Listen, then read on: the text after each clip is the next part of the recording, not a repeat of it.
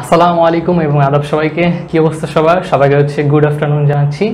তাই হোপ তোমরা সবাই ভালো আছো। তা আমি দেখতে পাচ্ছি অধরাকে দেখতে পাচ্ছি, আলহামদুলিল্লাহ আমি ভালো আছি। তোমরা কেমন আছো বলো, তোমাদের কি অবস্থা? অনেকদিন পরে হচ্ছে এই বায়োলজি ক্লাসরুম থেকে লাইভে আসা হলো পাবলিক গ্রুপে, কারণ তোমরা অলরেডি অনেকে জানো যে খুব প্রেশারের ভিতরে দিয়ে হচ্ছে দিনকাল যাচ্ছে, তো এই জন্য আর কি মানে সময় করে উঠতে পারছি না। তো যাক, দয়া করো আর কি, ইনশাল্লাহ চেষ্টা করবো যখনই ফ্রি টাইম পাই চেষ্টা করব। ওকে, আদাব সবাইকে, ওয়ালাইকুম আসসালাম। শারিফুল আলম, সিডনি এনি, জাকিয়া তুর্কি, তারপরে হচ্ছে মাইশা, ওয়ালাইকুম আসসালাম সবাইকে, ওয়ালাইকুম আসসালাম। বাইরে হচ্ছে এত জোরে বাতাস প্রবাহিত হচ্ছে যে বাতাসের আওয়াজ পাচ্ছি আমি। আচ্ছা, ঠিক আছে। তো তোমরা হচ্ছে যদি সব কিছু ঠিক থাকে তাহলে হচ্ছে তোমাদের ফ্রেন্ডদের হচ্ছে মেনশন করে দাও, আর হচ্ছে যে শেয়ার করে দাও, কারণ আজকের ক্লাসটা খুব ইম্পর্টেন্ট।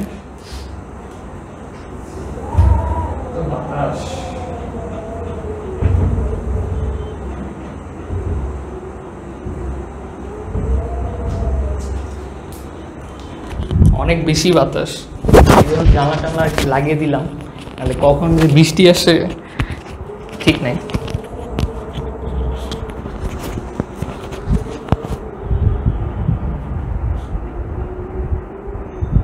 আচ্ছা, তো ঠিক আছে। তো আজকে হচ্ছে যে আগের যে দুইটা ক্লাস, ওই দুইটা ক্লাসে মোটামুটি আমরা সালোক সংশ্লেষণ পড়েছিলাম। তো ওই সালোক সংশ্লেষণে হচ্ছে অভ্যন্তরীণ কিছু প্রভাবক ছিল আর কিছু গুরুত্ব ছিল, ওগুলো হচ্ছে সহজ জিনিস, তোমরা পড়লেই পারবা। তো এই জন্য আজকে আর ওগুলো নিয়ে কথা বলবো না, আজকে হচ্ছে ডিরেক্ট শ্বসনে চলে যাব। এবং ইনশাল্লাহ আজকে শ্বসনে যে সবচেয়ে ইম্পর্টেন্ট টপিক, যেটা আমাদের ভয় লাগে ক্লাস 9-10-এ, এবং যারা 10-এ আসো তাদের কাছে একটু সহজ, কিন্তু যারা ক্লাস 9 একদম প্রথম তাদের জন্য একটু বেশি কঠিন লাগে। তো ওইটার সবশেষণের যে পুরো চার্টটা, তার ব্যাখ্যাগুলো আজকে আমরা শিখবো এবং ইনশাল্লাহ আজকে ক্লিয়ার হয়ে যাবে, ঠিক আছে? তো সব কিছু ঠিকঠাক থাকলে তোমরা শেয়ার করে দাও, আমরা হচ্ছে এখন ক্লাস শুরু করে ফেলবো। আচ্ছা, তো আজকে আমরা কি পড়বো? আজকে মেইনলি আমরা সবাত শোষণ নিয়ে আলোচনা করব। বাট সবাত শোষণে আসে আগে আমাদেরকে জানতে হবে কি শ্বসন। শ্বসন বা আমরা ইংরেজিতে কি বলি? রেসপিরেশন। রেসপিরেশন। তবে শ্বসন জিনিসটা কি? শ্বসন হচ্ছে যে, মনে করো যে অক্সিজেন নিচ্ছি, তো অক্সিজেন নেওয়ার ফলে যে জিনিসটা হয় যে আমরা যে খাবার খাই না, ধরো যে আমি একটু আগে হচ্ছে দুপুরে লাঞ্চ করছি, তো লাঞ্চ করার ফলে যে খাবারগুলো আমি খাইছি, তো ওই খাবারগুলো তো আমার বডিতে থাকলে হবে না, ওইখান থেকে একটা এনার্জি লাগবে না। তো ওই এনার্জিটা প্রডিউস করার জন্যই, এবং আমরা জানি কি এনার্জি মানে এটিপি, কারণ এটিপিতে যে ফসফেট থাকে সেখানে হচ্ছে এনার্জি থাকে। তো এখন এই যে এনার্জিটা তৈরি করা লাগবে, এর জন্য কিন্তু অক্সিজেন প্রয়োজন হয় আমাদের জন্য। কেন? কারণ অক্সিজেন হচ্ছে ওদেরকে হচ্ছে জারণ করে, মানে আমাদের শক্তি উৎপন্ন হওয়ার জন্য অক্সিজেন দ্বারা জারিত হইতে হয়। আমরা যে খাবারগুলো খাই, যে মনে করো আমরা যে গ্লুকোজ খাই, এটা হচ্ছে এক ধরনের শ্বসনিক বস্তু। শ্বসনিক বস্তু মানে কি, যে যেসব খাবারগুলা মানে অক্সিজেন দ্বারা জারিত হয়ে আমাদের শক্তি উৎপন্ন করতে সাহায্য করে, সেগুলোকে আমরা শ্বসনিক বস্তু বলি। তো শর্করা, প্রোটিন, লিপিড, এরকম অনেক ধরনের শ্বসনিক বস্তু এক্সাম্পল আছে। তো এই যে প্রসেসটা, এই শক্তি উৎপন্ন হওয়ার যে প্রসেসটা, যে খাবারের মধ্যে যে তোমার স্থিতি শক্তিটা থাকে, সেটাকে আমাদের বডিতে কি করে, রাসায়নিক শক্তিতে রূপান্তরিত করে, এবং আমাদের যে জটিল যে খাবারগুলো আছে সেগুলো ভেঙে আমাদের যে শক্তি প্রদান করে, এই প্রসেসটাই হচ্ছে শ্বসন। এখন কোশ্চেন আসতে পারে, ভাই শ্বসন কখন হয়? শ্বসন হচ্ছে আমাদের প্রতিটা সেলেই, প্রায় প্রতিটা সেলই তোমার 24 ঘন্টা চলতে থাকে। উদ্ভিদে কিন্তু সালোক সংশ্লেষণ দিনের বেলা হয়, রাতের বেলা শ্বসন হয়। হ্যাঁ, তো শ্বসন আসলে সবসময়ই চলে, কিন্তু সালোক সংশ্লেষণটা শুধু দিনের বেলা চলে। তা আমরা তো আর সালোক সংশ্লেষণ করি না। তো আমরা কী করি, উদ্ভিদ যে সালোক সংশ্লেষণ করে খাবার তৈরি করে ওর বডিতে জমা রাখে, ওই উদ্ভিদটাকে আমরা খাই এবং বাইরে থেকে অক্সিজেন নেই, ওইটাও তো উদ্ভিদ থেকেই নেই, তাই না? তো ওই সব কিছু মিলে আমাদের বডিতে 24 ঘন্টা হচ্ছে শ্বসন চলতে থাকে। এখন শ্বসন কোন জায়গায় বেশি হয়? উদ্ভিদের, আমাদের তো সব জায়গায় হয়। তো উদ্ভিদের ক্ষেত্রে দেখা যায় যে যেসব জায়গাগুলো একটু বড় হওয়া প্রয়োজন হয়, যেমন মূল বড় হয়, কাণ্ডের অগ্রভাগ বড় হয়, পাতা, ফুল, মানে যেসব জায়গায় একটু বর্ধিত হওয়া প্রয়োজন, ওগুলোকে বলা হয় বর্ধিষ্ণু অঞ্চল। তো ওই সব জায়গায় হচ্ছে এই শ্বসনগুলা হয়। তো এইগুলো যে শ্বসনের যে ইন্ট্রোডাক্টরি কথাবার্তা বা শ্বসন জিনিসটা কি, ওই জিনিসগুলা। আচ্ছা, ওকে, ওয়ালাইকুম আসসালাম সবাইকে, মিশকাতুল। আচ্ছা, তো এখন দেখো যে শ্বসনের দুইটা প্রকারভেদ আছে। তোমরা অলরেডি হচ্ছে অনেকে যারা পড়ে ফেলছো তারা জানো। একটা কি, একটা হচ্ছে কি সবাত শ্বসন, তাই না? সবাত শ্বসন। আর এটা হচ্ছে অবাত শ্বসন। অবাত শ্বসন। তো এই সবাত বলতে আসলে অনেকটা বুঝায় বাতাস সহ, হ্যাঁ, সবাত, বাত দিয়ে আসলে বাতাস বুঝায়, তো বাতাস সহ। তো বাতাস সহ শ্বসন মানে কি, যে শ্বসন প্রক্রিয়া তোমার অক্সিজেন লাগতেছে, অক্সিজেনের উপস্থিতিতে যে শোষণটা হয় সেটা কি সবাত শোষণ। কিন্তু অবাত শোষণে কিন্তু ওরকম অক্সিজেনটা কিন্তু ম্যান্ডেটরি না, ঠিক আছে? তো আমরা হচ্ছে আজকে সবাত শোষণ নিয়ে আলোচনা করব, যে আমরা নর্মালি এই যে অক্সিজেন নিয়ে কিভাবে হচ্ছে শ্বসনটা সম্পন্ন করি এবং কিভাবে পুরা ফুল প্রসেসটা হয়, সেটা হচ্ছে আমরা এখন পড়ব। এই সবাত শোষণকে তোমার আমরা জীববিজ্ঞানের ভাষায় বলি অ্যারোবিক রেসপিরেশন। অ্যারোবিক রেসপিরেশন, সবাত শোষণ। তো আসলে দেখি সবাত শোষণে অ্যাকচুয়ালি কী কী জিনিস তৈরি হয়। তো ফার্স্টে কী লাগবে, যে তোমার অক্সিজেন প্রয়োজন হবে, তারপর কী প্রয়োজন হবে, শ্বসনিক বস্তু প্রয়োজন হবে। তো শ্বসনিক বস্তু হিসেবে আমরা ধরে নিলাম গ্লুকোজকে, যে গ্লুকোজ হচ্ছে আমাদের একটা শ্বসনিক বস্তু। তাহলে ওই শ্বসনিক বস্তুর সাথে কি যুক্ত হবে, শ্বসনিক। তো গ্লুকোজের সংকেত অনেকে জানো, গ্লুকোজের সংকেত হচ্ছে C6H12O6। তো ধরো যে আমরা হচ্ছে এক অণু গ্লুকোজ নিলাম, এক অণু গ্লুকোজের সাথে ধরো তোমার অক্সিজেন যুক্ত করলাম, ধরো যে 6 অণু অক্সিজেন আমরা যুক্ত করে দিলাম। তো এরপরে কি হবে, এখানে হচ্ছে বিভিন্ন এনজাইম কাজ করবে, বিভিন্ন এনজাইম। তোমাদের এসএসসিতে হচ্ছে অনেক শর্ট করে দেওয়া আছে, তোমরা যখন এইচএসসির বই খুলবা দেখবা যে ওখানে বিশাল ব্যাখ্যা দেওয়া আছে, মানে এত ব্যাখ্যা দেখবে তোমাদের বড় আপুরা হচ্ছে অনেক ভয় পেয়েছে, কারণ এই জিনিসগুলো ব্যাখ্যাগুলো আমরা মেডিকেল ফার্স্ট ইয়ারে হচ্ছে ভালো করে বুঝতে পারছিলাম, ইন্টার লেভেলে দেখা গেছে জাস্ট কোনো রকম পার করে গেছি, বাট এগুলো অনেক ডিটেল, অনেক অ্যাডভান্স কথাবার্তা এখানে আছে। তো আমরা গ্লুকোজ নিলাম, তারপরে হচ্ছে যে অক্সিজেন নিলাম, এরপরে কি হবে, কি উৎপন্ন হবে বলো তো, কার্বন ডাইঅক্সাইড, পানি আর হচ্ছে শক্তি। কয়টা, 6টা কার্বন ডাইঅক্সাইড তৈরি হবে, 6 অণু পানি তৈরি হবে, আর কিছু শক্তি উৎপন্ন হবে। শক্তির হিসাবটা আমরা পরে দেখব, ঠিক আছে? শক্তির হিসাবটা পরে দেখব। এখানে কি এক অণু গ্লুকোজ ছিল, তাই না? এক অণু গ্লুকোজ ছিল। তাহলে এখান থেকে খুব ভালোভাবে হচ্ছে অবজেক্টিভ আসতে পারে যে সবাত শ্বসনে এক অণু গ্লুকোজ থেকে আমরা কি কি পাই। তো এক অণু গ্লুকোজের জারণে, কারণ আমরা জানি কি অক্সিজেন যুক্ত হওয়া মানে জারণ, আবার অক্সিজেন যুক্ত হলে ওটা কি দহন বিক্রিয়াও বলে, তার মানে এখানে আমরা কিছু তাপ শক্তিও পাবো, তাই না? তাহলে এক অণু গ্লুকোজের জারণে বা এক অণু গ্লুকোজের দহনে, দহন না বলে জারণ বলে সুন্দর লাগে, কি 6 অণু কার্বন ডাইঅক্সাইড, 6 অণু পানির অণু আর কিছু শক্তি এবং এটিপি উৎপন্ন হয়। তখন কয়টা শক্তি উৎপন্ন হয় এবং কয়টা এটিপি উৎপন্ন হয় সেটা হচ্ছে আমরা এখন হিসাব করে দেখব, এবং এই প্রসেসটাই হচ্ছে আমাদের সেই জটিল প্রসেসটা।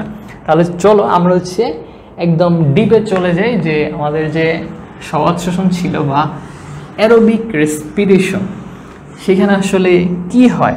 আমরা কিন্তু অলরেডি হচ্ছে 2 নম্বর চ্যাপ্টারে যখন তোমার মাইটোকন্ড্রিয়া পড়ছিলাম হালকা কিছু হিন্টস পেয়েছিলাম। তাহলে সবাত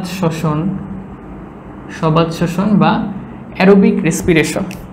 এখন এখানে একটা জিনিস খেয়াল করো, যে তোমার সালোক সংশ্লেষণের বেলায় আমরা দেখলাম 2টা পর্যায় আছে, একটা আলোক পর্যায় আর একটা অন্ধকার পর্যায়। মানে আলোক পর্যায় হওয়ার পরে অন্ধকার পর্যায় হবে, কিন্তু শ্বসনে কিন্তু শুরুতে যে সবাত আর অবাত ওরা কিন্তু স্টেজ না, পর্যায় না। শ্বসনের টাইপ হচ্ছে সবাত এবং অবাত, কিন্তু সালোক সংশ্লেষণের পর্যায় হচ্ছে আলোক পর্যায়, অন্ধকার পর্যায়। টাইপ আর পর্যায় কিন্তু ডিফারেন্ট। পর্যায় মানে যেগুলো অবশ্যই হবে, আর টাইপ মানে যে কোনো একটা হবে, ঠিক আছে? এর ভুল করা যাবে না। অনেকে হচ্ছে কী করো, যে শ্বসনের পর্যায়ে লিখে দাও, ওরকম না, টাইপ। তো আসলে সবাত শোষণে মানে এই যে সবাত বা অক্সিজেন নিয়ে আসলে কাজগুলো কিভাবে হয়, তুমি বলতে পারো এই সবাত শোষণকে হচ্ছে 4টা ফেজে ভাগ করা যায়। তো আমরা হচ্ছে আস্তে আস্তে জানবো। একদম ফার্স্টেই যে ফেজটা তোমরা কি করতেছো কমেন্টে? আচ্ছা ক্লাস করো, কমেন্ট করো না। তো ফার্স্টেই কি আসবে? ফার্স্টে আসবে আমাদের সেই পরিচিত নামটা, সেটা কি? গ্লাইকোলাইসিস। কি? গ্লাইকোলাইসিস। তো গ্লাইকো মানে হচ্ছে গ্লুকোজ, আর লাইসিস মানে ভাঙন। তাহলে কি গ্লুকোজের ভাঙন হবে, তো গ্লাইকোলাইসিস। তো গ্লাইকোলাইসিস যে প্রক্রিয়াটা, এই প্রক্রিয়াটা 3 জন বিজ্ঞানী আবিষ্কার করছিলেন, এবং ওই 3 জন বিজ্ঞানীর নাম অনুসারে এটাকে নাম দেওয়া হয়েছে ইএমপি পাথওয়ে বা গতিপথ। ইএমপি বা পাথওয়ে। তো 3 জনের নাম কি? ইএমপি, এটা হচ্ছে 3 জন বিজ্ঞানীর প্রথম লেটার। ইদি হচ্ছে এমডেন, এমতে হচ্ছে মেয়রহফ,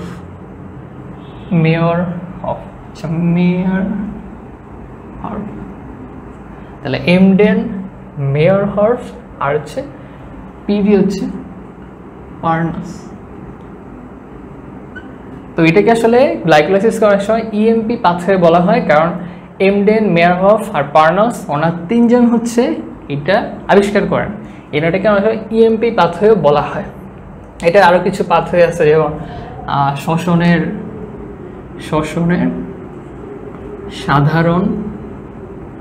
সাধারণ গতিপথ, শ্বসনের সাধারণ গতিপথ বলা হয়। অথবা আরও আছে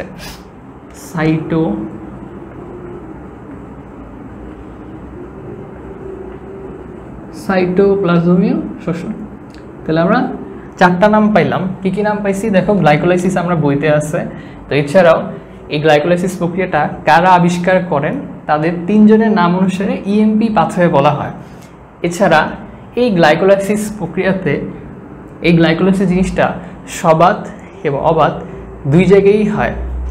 এর কারণ কি? এর কারণটা কি বলতে পারবা যে এটা কেন সব জায়গায়ই হয়? যে গ্লাইকোলাইসিসকে আমরা কেন সাধারণ বলি? কারণ কি এই জায়গায় কোনো অক্সিজেনের প্রয়োজন হয় না, আর অক্সিজেনের প্রয়োজন না হইলে সবাত শোষণ এবং অবাত শোষণ 2 জায়গায়ই হইতে পারে। তো এই জন্যকে এই যেটাকে শ্বসনের সাধারণ পথ বলা হয়, সাধারণ গতিপথ, যে 2 জায়গায় হইতে পারে, নর্মাল, কোনো স্পেশাল কিছু না যে অবাতে হইলে সবাতে হবে না, সবাতে হইলে অবাতে হবে না, এরকম কিছু না। আর সাইটোপ্লাজমীয় শোষণ কেন বলা হয়? কারণ এই গ্লাইকোলাইসিসটা কোষের সাইটোপ্লাজমে হয়। ঠিক আছে, তাহলে 4টা নাম ক্লিয়ার থাকতে হবে। তোমরা হচ্ছে বইয়ের পাশে লিখে রাখতে পারো, বা এখন হচ্ছে খাতায় লিখে রেখে পরে হচ্ছে সেগুলো করো। সায়েন্টিস্টদের নাম পুরো পড়তে হবে না, তুমি জাস্ট ইএমপি 3টা ওয়ার্ড মনে রাখো, যাতে হঠাৎ করে কেউ যদি বলে যে এই ইএমপি পাথওয়েটা পারস নাকি, তখন যদি তুমি ঘাবড়ায় না যাও, এই জন্য হচ্ছে বলে দিলাম। আচ্ছা, তো এই ইএমপি পাথওয়েতে অ্যাকচুয়ালি কি হয়? এখানে যেটা হয় দেখো, শুরুতেই বলে দিছে যে গ্লাইকোলাইসিস মানে কি গ্লুকোজের ভাঙন হবে। তো এখন গ্লুকোজের ভাঙন হয় কি হবে? তো ধরো আমি নিলাম যে এক অণু গ্লুকোজ নিলাম। তো এক অণু গ্লুকোজে কয়টা কার্বন থাকে? 6টা কার্বন থাকে না? 6টা কার্বন থাকে। তো এই জায়গায় কি হবে? এটা ভাঙবে। তো এই ভাঙার যে প্রক্রিয়াটা, পুরা গ্লাইকোলাইসিস প্রক্রিয়াতে 9টা স্টেপ আছে, 10টা এনজাইম আছে। ওগুলো ইন্টারে লাগবে, তোমার লাগবে না। তোমার যদি ইন্টারে বই থাকে, দেখবা যে ফার্স্ট পেপারের 8 নাম্বার চ্যাপ্টার, ওইখানে তুমি হচ্ছে বের করতে পারো সবাত শোষণ। দেখবা যে বিশাল একটা ফ্লোচার্ট দিয়ে রাখছে। দেখি তোমাদেরকে ক্লাস শেষে হচ্ছে দেখাবো না। তো এখনও গ্লুকোজ তোর ভেঙে কী হবে? এখানে অনেক কিছু হয়, এখানে প্রসেসটা অনেক বিশাল। ঠিক আছে, এখানে অনেক এনজাইম, অনেক কত কিছু কাজ করে, ওগুলা মনে রাখতে গেলে দাঁত ভেঙে যায়। তো আমরা সিম্পলি জাস্ট প্রথমে কি থাকে, শেষে কি থাকে সেটা মনে রাখবো। ঠিক আছে, তো এখনও গ্লুকোজ ভেঙে নতুন একটা কিছু তৈরি হবে, সেটাকে বলা হয় পাইরুভিক অ্যাসিড। কি বলা হয়? পাইরুভিক অ্যাসিড বলা হয়। তবে 2টা কেন দাগ দিলাম? কারণ কি এখনও গ্লুকোজ থেকে 2 অণু পাইরুভিক অ্যাসিড হয়। পাইরুভিক অ্যাসিডের সংকেতটা কে কে পারবা? পাইরুভিক অ্যাসিডের সংকেত কে পারবা দেখি তো? পাইরুভিক অ্যাসিডের তোমার যে রাসায়নিক সংকেতটা কে পারবে? ইয়েস, বায়োলজিতে তো কেমিস্ট্রি, এটা আসলে বায়োকেমিস্ট্রি টাইপ, কারণ আমাদের পুরো বডি তো কেমিস্ট্রি রিলেটেড। মেডিকেলে কিন্তু প্রচুর কেমিস্ট্রি রিলেটেড পড়াশোনা, কারণ তোমার এই যে ওষুধ, ব্যাকটেরিয়া, তো কোন ওষুধ দিলে কোন ব্যাকটেরিয়ার উপর কি কাজ করবে, এটা কিন্তু তুমি যখন ব্যাকটেরিয়ার ভিতরে কি আছে কেমিক্যাল এবং তোমার ওষুধের ভিতরে কি কেমিক্যাল আছে, এই জিনিসটা যত ভালো বুঝবা তত হচ্ছে ভালো ডাক্তার হওয়া সম্ভব, ঠিক আছে? কারণ তুমি যে ব্যাকটেরিয়ার কারণে রোগটা হয়েছে, তো ওই ব্যাকটেরিয়ার বৈশিষ্ট্য তুমি যদি না জানো, তাহলে তুমি ওষুধ কিভাবে দিবা? তোমার দেখতে হবে যে ওর কী বৈশিষ্ট্য আছে, আর ওই বৈশিষ্ট্যগুলোকে নষ্ট করার জন্য ওই মেডিসিনের মধ্যে কিছু বৈশিষ্ট্য আছে, তাহলে ওগুলা ম্যাচ করে যেটা বেস্ট হয় ওই মেডিসিনটা সাজেস্ট করতে হয়। তো এই জন্য কেমিস্ট্রি প্রচুর পড়তে হয়, বলতে গেলে সবই কেমিস্ট্রি। আচ্ছা, অনেকে আছে দিচ্ছ C3H4O3, ভেরি গুড। যারা হচ্ছে আর 343 মানে হচ্ছে C3H4O3 অ্যান্সার দিয়েছো, সবারটা হয়েছে। NADH+H তো মানে ডিফারেন্ট জিনিস, ওটা একটা কোএনজাইমের মতো কাজ করে, ওটা হচ্ছে আলাদা জিনিস, কিন্তু পাইরুভিক অ্যাসিডে হচ্ছে সংকেত আছে। আফরিন, ওয়ালাইকুম আসসালাম। তো দেখো, পাইরুভিক অ্যাসিডের সংকেত হচ্ছে 343, তার মানে কি C3H4O3, ঠিক আছে? C343 এখানে আমি লিখে দিই C3H4O3। তো দেখো, এখনো গ্লুকোজ ভেঙে এখনো পাইরুভিক অ্যাসিড, এখনো পাইরুভিক অ্যাসিড, তার মানে কি এই গ্লাইকোলাইসিস প্রক্রিয়ায় টোটাল 2 অণু পাইরুভিক অ্যাসিড আমরা পেয়েছি, 2 অণু পাইরুভিক অ্যাসিড আমরা পেয়েছি। এখন আমাকে বলো, খুব সিম্পলি বুঝতে পারতেছো যে দেখো গ্লুকোজে ছিল 6টা কার্বন, এখন তুমি 6টা জিনিস যদি 2 জনকে দিতে যাও, তাহলে প্রতিজনকে কয়টা করে দিতে হবে? 3টা করে দিতে হবে না? তাহলে 6টা কার্বন যদি আমি 2 জনকে ভাগ করে দিতে চাই, সবাই কি 3টা করে পাবে, তাই না? কারণ 3 × 2 = 6। আমাদের হিসাবটা মিলছে না? হিসাবটা মিলছে। এই জন্য সংকেতটা তুমি চাইলেও ভুল করতে পারবা না, কারণ কি তুমি জানো যে গ্লুকোজে 6টা কার্বন আছে, অ্যান্ড 6টাকে তুমি 2 জনে ভাগ করবা, তাহলে তো কার্বন 3টা করেই হবে, তাই না? তুমি চাইলেও ভুল করতে পারবা না, তো এটা মনে রাখবা। তো গেল পাইরুভিক অ্যাসিড গেল। তো এটা হচ্ছে এই পর্যন্ত, এই জিনিসগুলো মনে রাখবা যে গ্লাইকোলাইসিস প্রক্রিয়া এই জিনিসগুলো হয়। তো এখানে হচ্ছে আরও কিছু কাহিনী আছে, সেটা হচ্ছে যে এইখানে টোটাল 4 অণু এটিপি তৈরি হয়। টোটাল কত?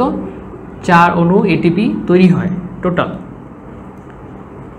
টোটাল 4 অণু এটিপি তৈরি হয়, এবং 2 অণু NADH2, বা এটাকে বলা হয় নিকোটিনামাইড অ্যাডেনিন ডাইহাইড্রোক্সাইড। তো এই জিনিসগুলো তৈরি হয়। তো এখানে একটা ঝামেলা হয়েছে যে এই যে 4টার মধ্যে 2টা খরচ হয়েছে, তাহলে 2টা এটিপি খরচ হয়, 2টা এটিপি খরচ হয়েছে। তাহলে টোটাল কি পাইলাম? টোটাল আমাদের থাকতেছে 2টা এটিপি, আর এখান থেকে 2 অণু NADH2, ঠিক আছে? আমাদের হচ্ছে 2টা এটিপি থাকতেছে, আর হচ্ছে 2 অণু NADH2 থাকতেছে। তো এইটাই হচ্ছে আমাদের মনে রাখতে হবে পরীক্ষার হলে, যে আমরা টোটাল গ্লাইকোলাইসিসে আউটপুট বা আমরা প্রোডাক্টটা কী পাচ্ছি, কারণ আমাদের দিন শেষে এইটাই হিসাব করতে হবে। কারণ আমরা হিসাব করতেছি কি, আমরা কী পরিমাণ শক্তি পাবো, কী পরিমাণ এটিপি পাবো, তো এই হিসাবটা আমাদেরকে মনে রাখতে হবে। তো ছোট্ট করে এটা হচ্ছে একটা চিপার মধ্যে লিখে রাখতে পারো যে কী পাওয়া গেছে। ধরো আমি এখানে লিখে রাখতাম, এখানে ধরো লিখে রাখি যে প্রথম স্টেপে মানে গ্লাইকোলাইসিস আমরা কী পাইছি? 2টা এটিপি পাইছি, আর 2টা NADH2 পাইছি। ওকে, তাহলে আমার প্রথম স্টেপ শেষ। এখান থেকে আর ঝামেলা নাই। এখান থেকে আরেকটা জিনিস একটু এক্সট্রা জানায় রাখি, সেটা হচ্ছে যে কি, যেখানে তো অক্সিজেন দরকার হয় না, আগেই বলছি। আরেকটা জিনিস যেটা তোমাদের নাই, সেটা হচ্ছে যে এইখানে আমরা গ্লুকোজকে ভাঙছি, মানে গ্লাইকোলাইসিস। কিন্তু যদি কখন আমরা গ্লুকোজ তৈরি করি তখন কি হবে? তো এটার যে উল্টাটা, অর্থাৎ গ্লাইকোলাইসিস যে উল্টা যে কাজটা, অর্থাৎ তুমি গ্লুকোজ ভাঙবা না, তুমি গ্লুকোজ তৈরি করবা, ওইটাকে কি বলে? ওইটাকে বলা হয়, ওই লিখবো, ওইটাকে নিচে লিখি, ওটাকে বলা হয় গ্লুকোনিওজেনেসিস। জেনেসিস মানে তৈরি করা, লাইসিস মানে ভাঙা। তো গ্লুকোনিওজেনেসিস হচ্ছে গ্লাইকোলাইসিসের উল্টা, ঠিক আছে? আমাদের বডি যখন গ্লুকোজকে ভাঙার দরকার হয় তখন গ্লাইকোলাইসিস করে, আবার যখন নতুন করে গ্লুকোজ তৈরি হওয়া দরকার হয় তখন হচ্ছে গ্লুকোনিওজেনেসিস করে। এখন তোমার প্রশ্ন হতে পারে যে ভাই আমরা যে খাবার টাবার খাই, তো খাবার তো মানে বাইরে থেকে গ্লুকোজ পাই বলে সব ভেঙে ফেলি, তাই না? সব ভেঙে ফেলি, তাহলে বডি আবার যখন গ্লুকোজ তৈরি হয় তখন এটা কিভাবে করে? এটা কিভাবে করে আরেকবার বলি যে ভাইয়া, গ্লাইকোলাইসিস প্রক্রিয়ায় বাইরে থেকে যে খাবার খাচ্ছি ওগুলো তো ভেঙে ফেললো, তাই না? তো ভেঙে ফেললো, তাহলে বডির ভিতরে আবার গ্লুকোনিওজেনেসিস, অর্থাৎ যখন গ্লুকোজ দরকার হবে তখন বাইরে থেকে না খেয়েই এই প্রক্রিয়াতে কীভাবে তৈরি হবে? তৈরি হবে হচ্ছে আমাদের যে লিভার আছে না, তোমরা হচ্ছে লিভার পড়ার সময় দেখবা লিভারে গ্লুকোনিওজেনেসিস হয়। কারণ তোমরা অনেকেই জানো যে আমাদের লিভার কি করে, আমাদের যে গ্লুকোজটা সেটা এক্সট্রা গ্লুকোজটাকে গ্লাইকোজেন হিসেবে জমা রাখে, তাই না? জমা রাখে। তো ওই গ্লাইকোজেন থেকে তোমার গ্লাইকোজেনোলাইসিস, তারপরে গ্লুকোনিওজেনেসিস, এই প্রক্রিয়াগুলোর মাধ্যমে কিন্তু আমাদের বডি পরে আবার কিছু গ্লুকোজ তৈরি করতে পারে, ওগুলা দিয়ে হচ্ছে আমরা চলাফেরা করতে পারি, ঠিক আছে? তো এগুলা অনেকের হচ্ছে মাথার উপর দিয়ে যাবে, বাট এগুলো খুবই ইন্টারেস্টিং। কারণ তুমি যখন ধরো সকাল থেকে খাচ্ছ না, তারপরেও তো চলাচল করতে পারতেছো। কেন পারতেছো? কারণ কি গ্লুকোনিওজেনেসিস হচ্ছে, তারপরে বডিতে যে গ্লাইকোজেন স্টোর করে রাখছে লিভার, ওইখানে গ্লাইকোজেনোলাইসিস হচ্ছে, মানে কি গ্লাইকোজেনের লাইসিস, মানে গ্লাইকোজেন ভাঙতেছে, গ্লাইকোজেন ভেঙে গ্লুকোজ তৈরি করতেছে। হ্যাঁ, তো এই তখন ওইখান থেকে শক্তি পেয়ে পেয়ে হচ্ছে যে আমরা চলার শক্তিটা পাই। তো এটা টোটালি আলাদা জিনিস, তোমাদের পরীক্ষাতে কখন আসবে না। আর যেহেতু গ্লাইকোলাইসিস বললাম, তো এটার উল্টা জিনিসটা হচ্ছে গ্লুকোনিওজেনেসিস। এটা তোমরা হচ্ছে একটু জেনে রাখতে পারো, মানে একটু অ্যাডভান্স শিখলা, ক্ষতি তো নাই, তাই না? ইন্টারেস্টিং একটা ব্যাপার। ও রেজওয়ান হচ্ছে দেরিতে আসছো। হ্যালো রেজওয়ান।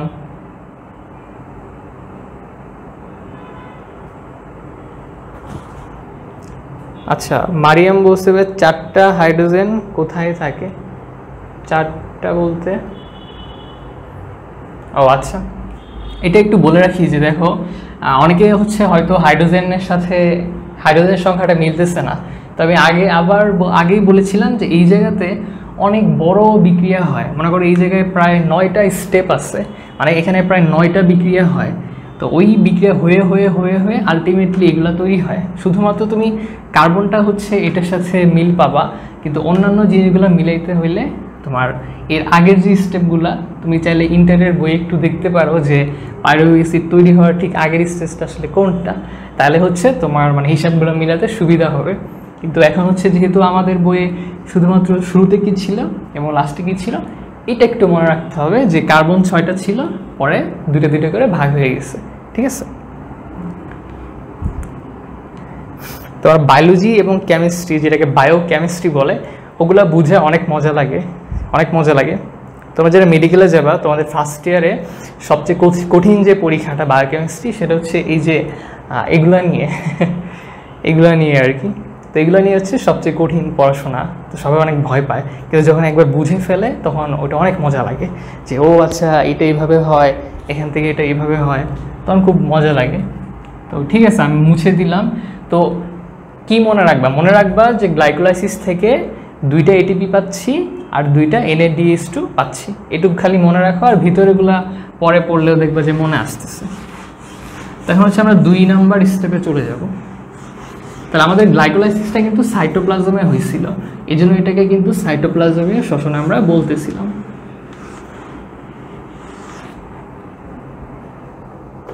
আচ্ছা, এখন কি হবে ভাইয়া? আমরা তো পাইরুভিক অ্যাসিড পাইলাম, গ্লুকোজ থেকে পাইরুভিক অ্যাসিড পাইলাম, তাহলে পরের যে স্টেজটা সেখানে কি হবে? পরের স্টেজে কি হবে, যে আমার যে পাইরুভিক অ্যাসিড ছিল, 2 অণু পাইরুভিক অ্যাসিড ছিল না, তাহলে আমি 2 অণু পাইরুভিক অ্যাসিড লিখে ফেলি।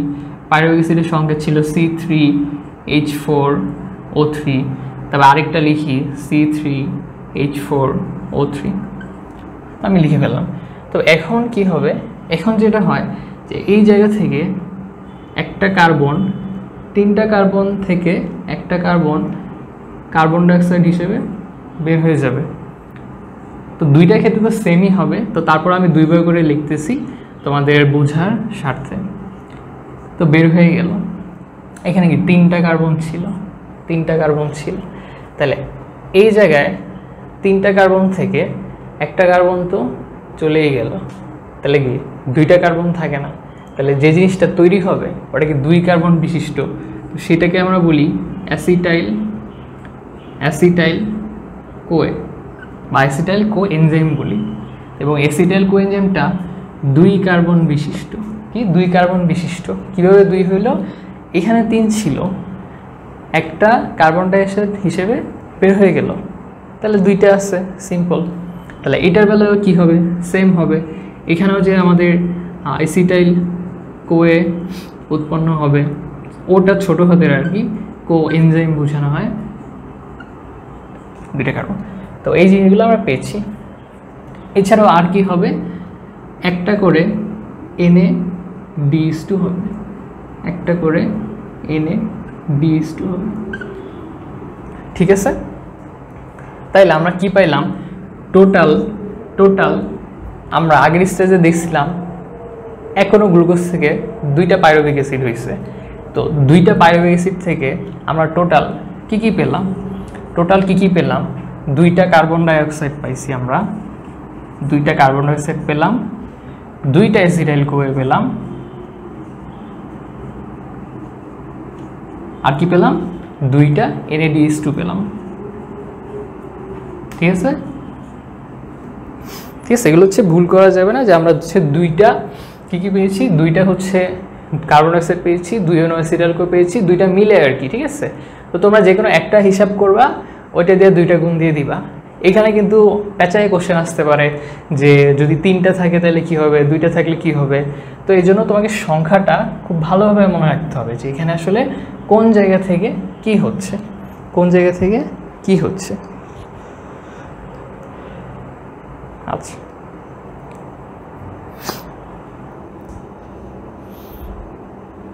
ওকে, আচ্ছা ঠিক আছে, আবার বলবো, গ্লাইকোজেনটা আবার বলে দিব। কি লেখছো, রেসপিরেশন সাবজেক্ট খুব পড়তে ভালো লাগে। হ্যাঁ, এগুলো আসলে বুঝলে হচ্ছে অনেক মজা লাগে, অনেক মজা লাগে।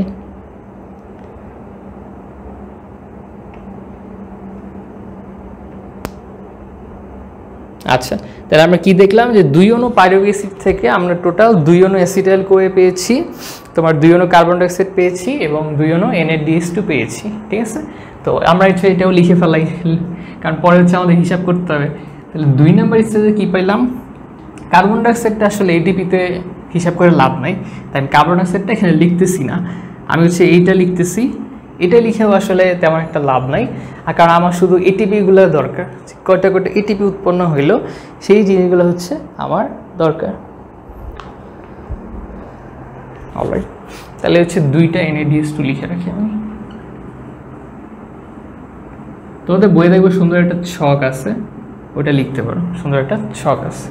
আচ্ছা, তাহলে হচ্ছে আমরা 3 নাম্বার স্টেজে যাব। কি লিখছো, ও মোটিভেশনাল কথা বললেন। হ্যাঁ, মোটিভেশনাল কথাই তো বলছি, এই চ্যাপ্টার তো সহজ, তুমি যখন বুঝে বুঝে পড়বা তখন কিন্তু খুবই ভাল লাগবে, অনেক ভাল লাগবে, মজা লাগবে, যে ও আচ্ছা এটা এইভাবে হয়, এটা এইভাবে হয়, তো এই যে খুব ইন্টারেস্টিং লাগতেছে। ঠিক আছে, আমরা হচ্ছে 3 নাম্বার স্টেজে যাই। তাহলে এই স্টেজের নাম কি ছিল, স্টেজের নাম লিখিনি, স্টেজের নাম হচ্ছে অ্যাসিটাইল কোয়ে বলা হয় সেকেন্ড স্টেজটাকে। তো এইটাও হচ্ছে সাইটোপ্লাজমে হচ্ছে। 3 নাম্বার স্টেপটা আসবে ক্রেবস চক্র। 3 নাম্বার স্টেজে কি, ক্রেবস চক্র। তো বিজ্ঞানী ক্রেবসের হচ্ছে নাম অনুসারে এটা করা হয়, স্যার হ্যান্স ক্রেবস। তো ওনার নাম কি, বিজ্ঞানীর নাম কি, স্যার হ্যান্স ক্রেবস। তো এই যে বিজ্ঞানী ক্রেবস যিনি, ওনার নাম অনুসারে এই ক্রেবস নামটা বলা হয়। এবং এই ক্রেবস চক্রে আরও কিছু জিনিস আছে, সেটা হচ্ছে যে এটা আইটেম, সেটা হচ্ছে সাইট্রিক অ্যাসিড চক্র। সাইট্রিক অ্যাসিড চক্র কারণ হচ্ছে কি, এই চক্রের স্থায়ী পদার্থ, প্রথম স্থায়ী পদার্থ হচ্ছে সাইট্রিক অ্যাসিড। তো এই জন্য এটাকে সাইট্রিক অ্যাসিড চক্র বলা হয়, সাইট্রিক অ্যাসিড চক্র বলা হয়। এবং এই সাইট্রিক অ্যাসিডে তিনটা কার্বক্সিল মূলক থাকে। এটাকে কি বলা হয়, তোমরা ভালো করো আমার চেয়ে কেমিস্ট্রি, কার্বক্সিল মূলক বলা হয়, ঠিক আছে। তো এখানে 3টা কার্বক্সিলিক মূলক থাকে। তো এটা একটু মনে রাখতে পারে, যেটা সাইট্রিক অ্যাসিড বলা হয়। আচ্ছা, তো এটার আরেকটা নাম আছে। তো যেহেতু 3টা কার্বক্সিলিক মূলক থাকে, এটাকে এই জন্য টিসিএ সাইকেলও বলা হয়, টিসিএ সাইকেল, টিসিএ চক্র বা টিসিএ সাইকেল। অলরাইট, তো এই নামগুলো হচ্ছে তোমরা যখন ইন্টারে যাবা তখন দেখবা, হ্যাঁ ইউটিউবে হচ্ছে আমার সব ভিডিও পাওয়া যাবে, কোনো সমস্যা নেই। পরে হচ্ছে আবার রিভাইজ দিতে পারবা, এবং হচ্ছে পেজে থাকবে, গ্রুপে থাকবে, সব জায়গায় পাবা ইনশাল্লাহ, যদি নেটে কোনো ঝামেলা না করে আর কি।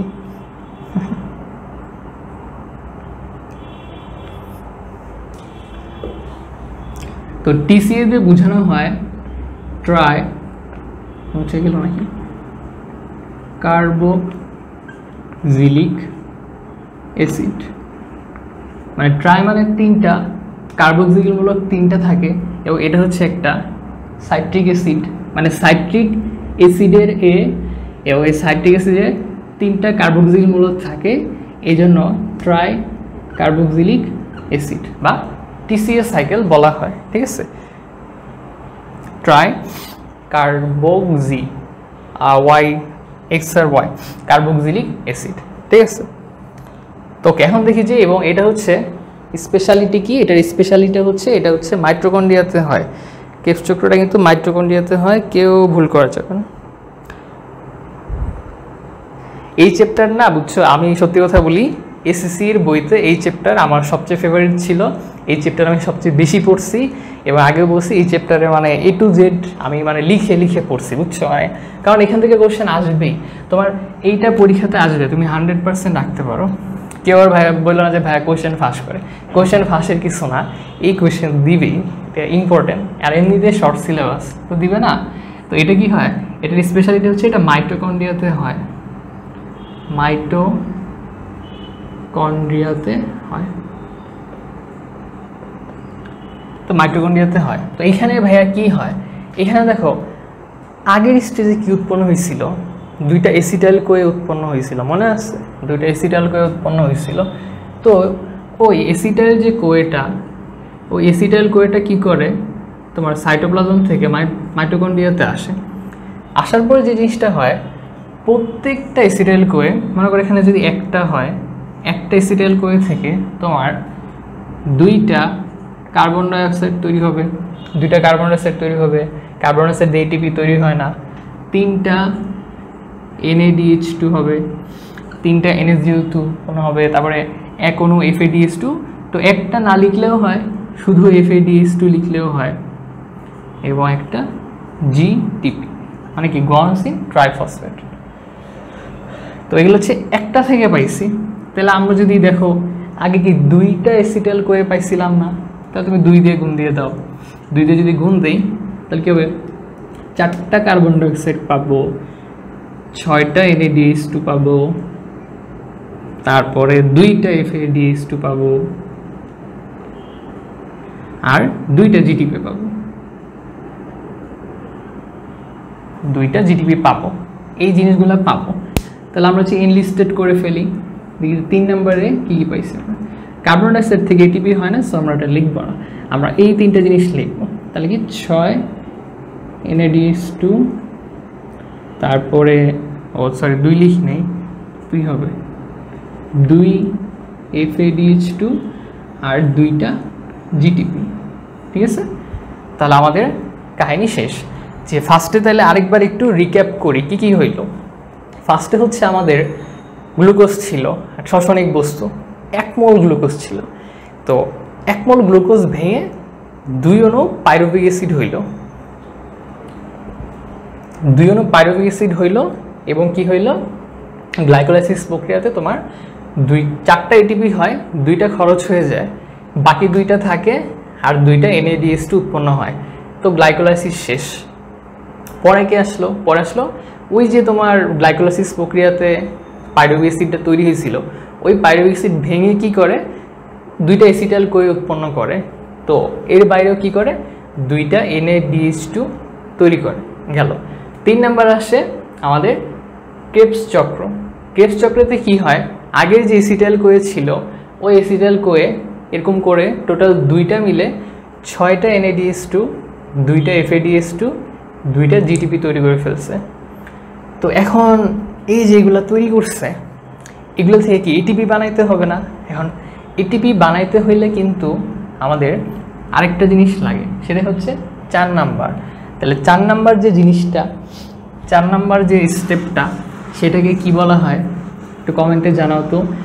4 নাম্বার যে স্টেপটা খুব গুরুত্বপূর্ণ স্টেপ, ওইখানে কি হয় 4 নাম্বার স্টেপে কি হয়, যে এতক্ষণ যে 3টা স্টেপে এত কিছু তৈরি হয়েছে, এগুলো হওয়ার মেইন উদ্দেশ্য কি, এটিপি তৈরি করা, তাই না? তো 4 নাম্বার স্টেপেই কিন্তু আমাদের যে মেইন যে জিনিসগুলা, ওগুলো থেকে তোমার এটিপি, পানি, ইলেকট্রন, প্রোটন এগুলো হচ্ছে তৈরি হয়।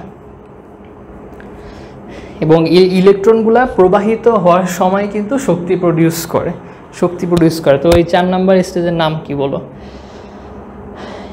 ECT, না উল্টায় গেছে একটু। ও আচ্ছা, হ্যাঁ FADH2। থ্যাংক ইউ, কে অ্যান্সার দিছে? Okay, thank you. Flavin, adenine, dinucleotide এগুলো হচ্ছে এক ধরনের কোএনজাইম। তোমার এনজাইম পড়বা, তো এনজাইমের সাথে যদি আরও কিছু যুক্ত হয় ওটাকে কোএনজাইম বলা হয়। হ্যাঁ, অধর অ্যান্সার দিছে। ETC, ইলেকট্রন ট্রান্সপোর্ট সিস্টেমও বলতে পারো অথবা চেইনও বলতে পারো। চেইন মানে কি, যে পুরা একটা চেইনের মতো না জিনিসটা, তো এটাকে ETCও বলা হয়। আবার পুরাটা কি একটা সিস্টেম, এই জন্য ETSও বলা হয়, মানে ইলেকট্রন ট্রান্সপোর্ট চেইন অথবা ইলেকট্রন ট্রান্সপোর্ট সিস্টেম। একটা লিখলেই হয়েছে, বাট তোমাদের বইয়ে যখন মাইটোকন্ড্রিয়াতে পড়বা তখন দেখবা ETC লেখা, কিন্তু এইখানে আবার ETS লেখা, মানে সিস্টেম লেখা। তো এখানে যেহেতু সিস্টেম আছে তুমি সিস্টেমই লেখো, ঠিক আছে? যে ইলেকট্রন ট্রান্সপোর্ট সিস্টেম বা ইলেকট্রন প্রবাহতন্ত্র। 4 নাম্বারটা কি? ETS বা ইলেকট্রন ট্রান্সপোর্ট সিস্টেম, অথবা তোমরা ETCও লিখতে পারো, একই জিনিস, বাট বইতে যেহেতু আছে সিস্টেম বা এটা কি বলে ইলেকট্রন প্রবাহতন্ত্র। আমার ইদানিং লেখা কেন বাঁকায় যাচ্ছে বুঝতে পারতেছি না, কয়েকদিন ধরে খেয়াল করতেছি যে এরকম করে বাঁকা হয়ে যাচ্ছে। আমি বোর্ডটা পিচ্ছিল হয়ে গেছে, আগের মতো মানে ভালো করে লিখতে পারি না, বোর্ড অনেক পিচ্ছিল হয়ে গেছে। ইলেকট্রন প্রবাহ তন্ত্র মানে এই জায়গা দিয়ে তোমার ইলেকট্রনগুলো প্রবাহিত হইতে থাকে। হ্যাঁ, মনে করো এরকম একটা পথ থাকে, তো প্রবাহিত হইতে থাকে, এখানে অনেক কাহিনী হয়। ইন্টারে যখন পড়বা এখানে প্রচুর কাহিনী হয়, মানে বিশাল টপিক একটা। তো এই যে চেইনের মতো রাস্তাটা, এই জায়গায় ইলেকট্রনগুলো দৌড়াদৌড়ি করে, তো দৌড়াদৌড়ি করার সময় আসলে তোমার যে এনার্জিগুলো প্রডিউস হয়, তো এই পুরো সিস্টেমটাকে আসলে বলা হয় ইলেকট্রন ট্রান্সপোর্ট চেইন। তো এইখানে যেটা হয় যে তোমার এইটা কিন্তু মাইটোকন্ড্রিয়াতে হয়, এটা ভুল করা যাবে না। তো এইখানেই হচ্ছে আমাদের যে এটিপিগুলো সেগুলো তৈরি হয়। এখন হচ্ছে আমরা এইখানে এই যে এনলিস্টেড করে রাখছিলাম, এগুলো হিসাব করব। তো হিসাবের মধ্যে দেখো একটা যে মনে রাখতে হবে যে এটিপি তো এটিপি বুঝতে পারছি, বাট NADH2 তাহলে একটা এক অণু NADH2 থেকে কয়টা এটিপি পাবো? 3টা এটিপি পাবো। তারপর NADH2 শেষ, পরে আসো FADH2, তাহলে এক অণু FADH2 2টা এটিপি। তো লাস্ট হচ্ছে GTP, তো GTP তাহলে এক অণু GTP থেকে আমরা একটা এটিপি পাবো। তাহলে সিরিয়ালটা সুন্দর যে 1 2 3 অথবা 3 2 1, ঠিক আছে, এটা হচ্ছে ফার্স্টে লেখো কারণ হচ্ছে বেশি। তো এখন হচ্ছে হিসাব করো, এই জায়গাটাতে হিসাব করো যে এই জায়গায় কী হয়েছে। এখানে হচ্ছে 2টা আছে, 2টা এটিপি, 2টা NADH2 আছে, তাহলে 2 গুণ একটা NADH2 থেকে, একটা থেকে 3টা হয়, তাহলে 2টা থেকে কয়টা হবে, 2 গুণ 3, 6টা এটিপি। প্রথম স্টেজ শেষ। সেকেন্ডে আসো, সেম 2 গুণ 3, 6টা এটিপি। এখানে আসো, 6টা NADH2 আছে, তার মানে কি 6 গুণ প্রত্যেকটা NADH2 থেকে 3টা, তাহলে 3 3 6 কত, 18 এটিপি। FADH2 2টা আছে, তাহলে 2টা গুণ প্রত্যেকটা থেকে 2টা হয়, তাহলে 2টা, তাহলে 2 দুগুণী 4, 4। আর 2টা GTP আছে, প্রত্যেকটা GTP থেকে একটা হয়, তাহলে 2টা থেকে 2 গুণ 1 মানে কি 2 ATP। তাহলে হিসাব করি কয়টা হইল, এখানে হচ্ছে 18 আর 2 20, 20 আর 4 হচ্ছে 24, 24 আর 6 হচ্ছে 36, সরি 24 আর 6 তো 30, 30 আর 6 হচ্ছে 36, আর এই 2টা 38। ঠিক আছে, তাহলে 38টা এটিপি আমাদের কমপ্লিট হয়ে গেছে। তো 38টা এটিপি কোত্থেকে পেলাম, 1 মোল বা 1 অণু গ্লুকোজ থেকে পেলাম। পরীক্ষাতে এমসিকিউতে দেয় যে 5 মোল গ্লুকোজ থেকে বা 5 মোল গ্লুকোজের জারণে কয়টা এটিপি পাওয়া যায়। তো তখন কিন্তু তোমাকে একটা থেকে যেহেতু 38টা, 5টা থেকে কয়টা, 5 গুণ 38, তো যেটা আসে ওইটা, বুঝছো। এই হচ্ছে হিসাব। তোমার বইয়ে যে ছকটা আছে খুব ভালো করে পড়তে হবে। এবার একটা দেখবে ফ্লো চার্ট আছে, ওইটা তো লাগবেই লাগবে। তোমাদের পরীক্ষা যদি আসে যে ইলেকট্রন মানে হচ্ছে সবার শোষণের গতিপথ আঁকো, তোমরা কি করো, শুধু ফ্লো চার্টটা আঁকো। শুধু ফ্লো চার্ট দিলে কিন্তু হবে না, কারণ তোমাকে এটিপির হিসাবটা দেখাইতে হবে। তোমাকে ওই ফ্লো চার্টটা একটা পেজে তাড়াহুড়া করে লিখে ফেলবা, পরের পেজে এই পুরা ছকটা হচ্ছে তোমাকে লিখতে হবে। তার মানে এখানে অনেক সময় বেশি যায়। তো এই জন্য কী করতে হবে, এই জন্য তোমাকে বাসায় প্রচুর পরিমাণ প্র্যাকটিস করতে হবে, প্রচুর প্র্যাকটিস করতে হবে, যাতে আসলেই ফটফট লিখে ফেলবা। একদম মনে করে যে 2-3 মিনিটে ফ্লো চার্ট এঁকে ফেলবা, পরে হচ্ছে 5 মিনিট সময় নিয়ে ছকটা এঁকে ফেলবা। ঠিক আছে, এটা জানি ভুল না হয়।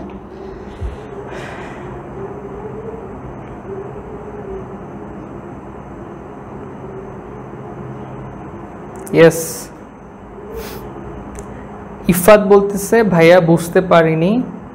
আচ্ছা ইফাত, দেখো যে কি হয়েছে, আমাদের গ্লাইকোলাইসিস প্রক্রিয়াতে 2টা এটিপি আমরা পেয়েছিলাম আর 2টা NADH2 পেয়েছিলাম। তাহলে 2টা এটিপি লিখছি, তো 2টা NADH2, তাহলে যেহেতু 2 আছে আমরা 2 লিখে নিলাম। পরে প্রত্যেকটা NADH2 থেকে আমরা দেখলাম 3টা করে এটিপি পাই। হ্যাঁ, প্রত্যেকটা থেকে 3টা পাই, তাহলে 2টা থেকে 3 দুগুণী 6টা পাই। এটা গেল আমাদের প্রথম স্টেজ গ্লাইকোলাইসিস।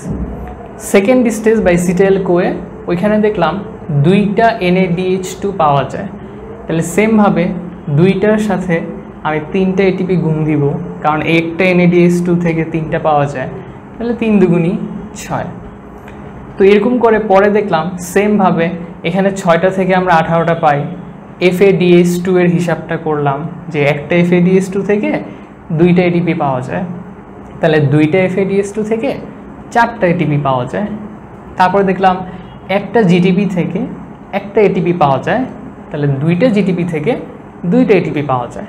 পরে আমরা সবগুলো যোগ করলাম, যে আমরা একদম ফার্স্টে কি করছিলাম, যে সবার শেষে গ্লুকোজের সাথে কাহিনীগুলো করছিলাম। তো গ্লুকোজের উপর অত্যাচার চালায় দেখলাম যে এখনও গ্লুকোজ থেকে আসলে 38টা এটিপি পাওয়া যায়। ঠিক আছে, তো পরীক্ষাতে আসতে পারে যে তুমি তো 1 অণু গ্লুকোজ থেকে 38টা পাইছো। পরীক্ষা যদি দেয় যে 3 অণু গ্লুকোজ থেকে কয়টা পাও, তখন তুমি কি লিখবে, যে 1 অণু গ্লুকোজের সম্পূর্ণ জারণে আমরা 38টা এটিপি পাই। তাহলে বইয়ের পরীক্ষাতে 3টা 4টা 5টা যাই দেখ, তুমি একটারটা লিখবা, পরে ওইটার সাথে কি কোশ্চেনে যেটা চাইছে 4টা 5টা 10টা গুণ দিয়ে দিবা। বুঝছো, ধরো বললো যে 1 অণু গ্লুকোজ থেকে 38টা তুমি পাইছো, পরীক্ষা আসলো যে 5 অণু গ্লুকোজ থেকে কয়টা পাবা, তো তুমি এক অণু গ্লুকোজের জারণে 38টা পাও, তাহলে 5 অণুর জারণে কি 5 গুণ 38 করলে যেটা আসে ওটাই হচ্ছে অ্যান্সার।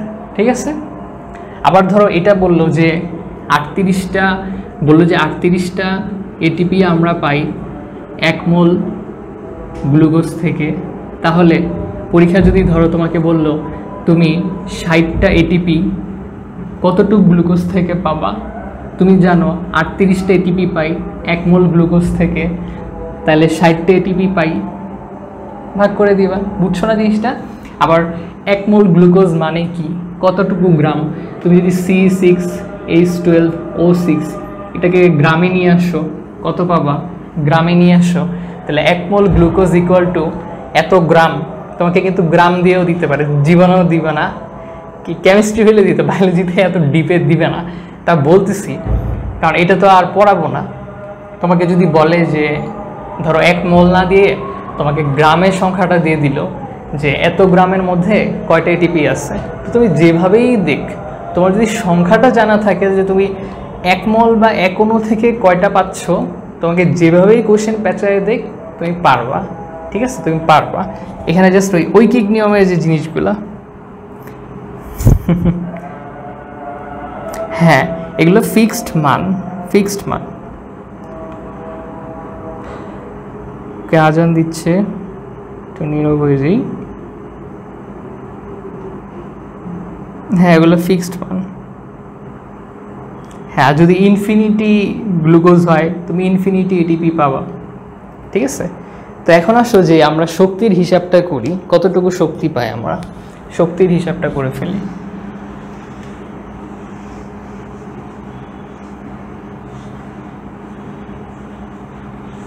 শক্তির হিসাব তো মোটামুটি বলা হয় যে এই যে বিক্রিয়াটা করে, তো মোটামুটি বলা হয় যে এই বিক্রিয়াটা হিসাব করে যে 1 মোল গ্লুকোজের জারণে তোমার 686 কিলো ক্যালোরি পার মোল, মানে 1 মোল গ্লুকোজে যে আমরা জারণ করলাম, তো এখান থেকে মানে বলা হয় যে 686 কিলো ক্যালোরি আসলে পাওয়া যায়। কিন্তু এইখানে একটা ঝামেলা হচ্ছে যে এই পুরা জিনিসটা না থাকে না, এই 686 থেকে আমরা মোটামুটি 380 কিলো ক্যালোরি কার্যকরী শক্তি পাই। তাহলে ভাই বাকি শক্তি কই গেল? বাকি শক্তি তাপ শক্তি হিসেবে নষ্ট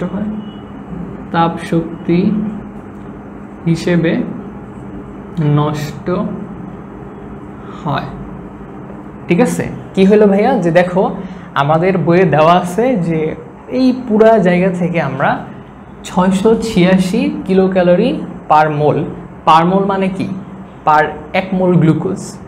তো এইখানে যেটা হয় আমরা আলটিমেটলি দেখা যায় 380 কিলো ক্যালোরি কার্যকরী শক্তি পাই, মানে এটা আসলে আমরা আসলেই পাই, বাকি জিনিসগুলো আসলে তাপ শক্তি হিসেবে নষ্ট হয়ে যায়। তাহলে এই যে এটা যে পাইলাম এটা একটা হিসাব করা যায়, যেমন আমাদের এটিপি হচ্ছে 38টা, তার মানে একটা এটিপি থেকে যদি আমরা 10 কিলো ক্যালোরি পাই, তাহলে 38টা এটিপি থেকে কত হবে 10 গুণ 38, তার মানে কি 380 কিলো ক্যালোরি। তো এই হিসাবটা করে আসলে ওনারা মনে করছেন যে আমরা যেহেতু 380 কিলো ক্যালোরি কার্যকরী শক্তি পাই, তার মানে ধরা যায় যে প্রত্যেকটা এটিপি থেকে আসলে 10 কিলো ক্যালোরির মতো শক্তি আসে। তো এটা আসলে কার্যকরী শক্তি, মানে এটা আমরা আসলেই পাই। তাহলে আমরা যদি একটা পার্সেন্টেজ হিসাব করি, তাহলে আসলে পার্সেন্টেজটা কেমন, যে মনে করো হিসাব করলাম যে যদি 686 শক্তি পাইতাম, কিলো ক্যালোরি শক্তি যদি আমরা পেতাম, তাহলে আমাদের এই প্রক্রিয়াটার কর্মদক্ষতা বা কার্যক্ষমতা হইতো 100% হইতো, মানে 100% ফুলফিল হইতো কার্যদক্ষতা। আর যদি 1 কিলো ক্যালোরি হয় তাহলে কি 100 ভাগ 686 ঐকিক নিয়ম করতেছি, তাহলে আমরা আসলে পাই কত 380। তাহলে 380 কিলো ক্যালোরি আমরা শক্তি পাচ্ছি। তাহলে আমাদের পার্সেন্টেজটা কত হবে, এখানে লিখি যে 100 উপরে 100 গুণ কত 380 ভাগ করব কত দিয়ে 686 দিয়ে। তাহলে ভাগ করলে কত পাবা, দেখবা যে 55.39%, মানে আমরা বলতে পারি 55.40%, 55.4% বা 40%। ঠিক আছে, কাহিনী কী হইলো যে দেখো 38টা এটিপি থেকে নর্মালি হিসাব করে প্রথম দিকে মনে করা হয়েছে যে 386 কিলো ক্যালোরি মোল শক্তি পাওয়া যায়। তোমাদের বই হচ্ছে এইটা আছে, তোমরা এটাই লিখবা। আর একটু অ্যাডভান্স বলে রাখি যে পরবর্তীতে দেখা গেছে যে আসলে এইটা পুরাটা পাই না, কিছু শক্তি আসলে তাপ শক্তি হিসেবে নষ্ট হয়ে যায়। তো কতটুকু পাই, 380 কিলো ক্যালোরি কার্যকরী শক্তি পাই। তাহলে শক্তি পাইছি 380 কিলো ক্যালোরি, এটিপি আছে 38টা।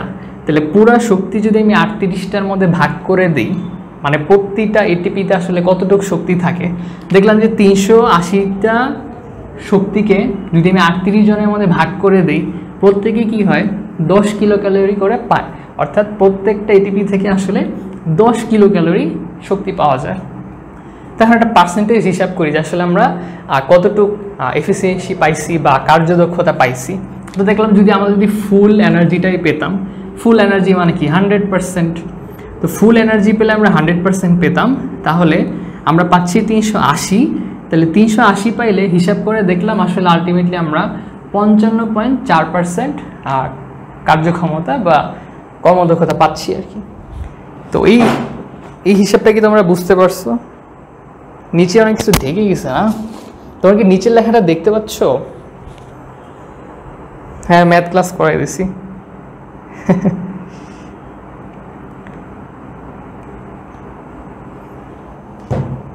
তোমরা কি দেখতে পারছো বা জিনিসটা বুঝতে পারছো?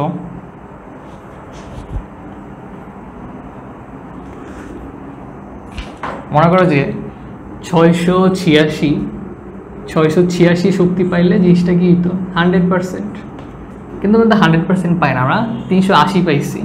তাহলে 380 যদি পাই, তাহলে 100 উপরে 380 উপরে নিচে কি 686, ক্যালকুলেট করলে আসে 55.4%। ঠিক আছে, ওইটাই আর কি নিচে লিখছি, তো আবার উপর লিখে দিলাম, হয়তো দেখতে পাচ্ছ না। তো এটা আর কি।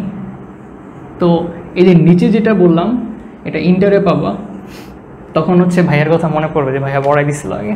তো এটা ইন্টারে পাবা, এখন পাবা না, বাট ইন্টারে আরেকটা জিনিস পাবা যে এখানে 36টা এটিপির জায়গায় 38টা পাবা।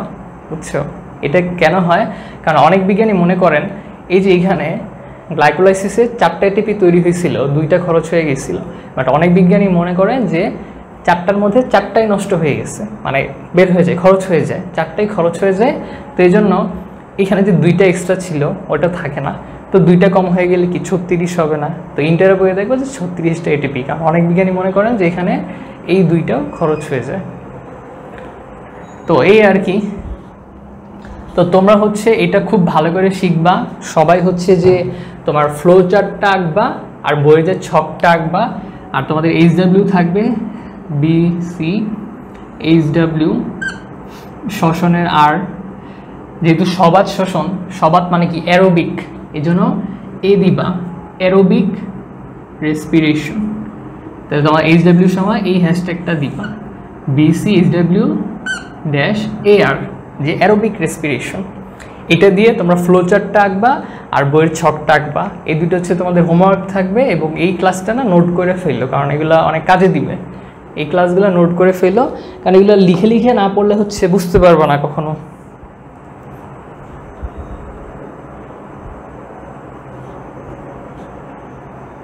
আচ্ছা, তো ঠিক আছে, হচ্ছে আমাদের আজকে হচ্ছে সবাত শ্বসন পর্যন্ত থাকবে। নেক্সট দিন হচ্ছে আমরা অবাত শ্বসন এবং শ্বসনের যে প্রভাবকগুলো আছে ওগুলো শেষ করব। তাহলে নেক্সট দিন হচ্ছে কবে ক্লাস নেব আমি বলে দিব, আমি যত তাড়াতাড়ি পারি নিব আর কি, কারণ আমার পরীক্ষা থাকে, ক্লাস থাকে, অনেক ভাইবা থাকে, অনেক প্রেশার যাচ্ছে। তো ওই 4 নম্বর ক্লাস হয়ে গেলে পরের সপ্তাহে তোমাদের পরীক্ষা হবে। সো ভালো করে পুরো চ্যাপ্টার পড়ো, কারণ পরীক্ষায় ভালো করতে হবে। আর কে জানি, আচ্ছা কে রিপ্লাই দিছ যে বুঝতে পারো নাই, তো সমস্যা নাই, এখন একটু কমপ্লেক্স লাগবে, কারণ এগুলো হচ্ছে একবার দেখলে বা একবার পড়লে জীবনে মনে থাকে না। এটা হচ্ছে ইউটিউবেও থাকবে, তোমার গ্রুপেও থাকবে, তুমি বারবার দেখো, ইনশাল্লাহ বুঝতে পারবা, এবং বইটা সামনে নিয়ে দেখবা, বইয়ের সাথে মিলাবা, তাহলে দেখবে যে ভালো করে বুঝতে পারবা। তো ঠিক আছে, সবার সাথে হচ্ছে ইনশাল্লাহ আবার কথা হবে। তো সবাইকে হচ্ছে ওয়ালাইকুম আসসালাম, এবং আমার তরফ থেকে সালাম এবং আদব জানিয়ে আজকে এখানে বিদায় নিচ্ছি। সবাই ভালো থেকো, বাই বাই।